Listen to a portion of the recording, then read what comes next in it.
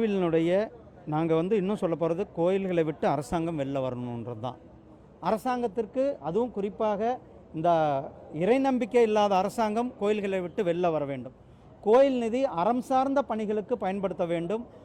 அதாவது கோயில் அந்த காலத்தில் கோயில்களுக்கு நிலங்கள் கொடுத்தாங்க. எதுக்காக கொடுத்தாங்க? அந்த கோயில்களை பராமரிப்பதற்காக கொடுத்தார். அந்த கோயில்களை பராமரிப்பதோடு பக்தர்களுக்கு வசதி செய்து கொள்வதற்காக கொடுக்கப்பட்டது.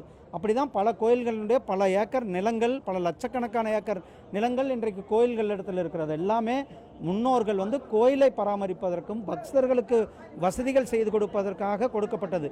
அதாவது கல்வி, நீங்கள் சொல்கிறீங்க கல்விக்காக நிதி, சரியான நிதி இருக்கிறது. அப்போது தமிழ்நாடு அரசாங்கம் கோயிலிருந்து எடுத்து நிதி செலவு பண்ணதுன்னா அவர்களிடத்தில் வர்ற மற்ற நிதி எங்கே போகுது? அப்போ அரசாங்கம் திவாலாகி இருக்கிறதா?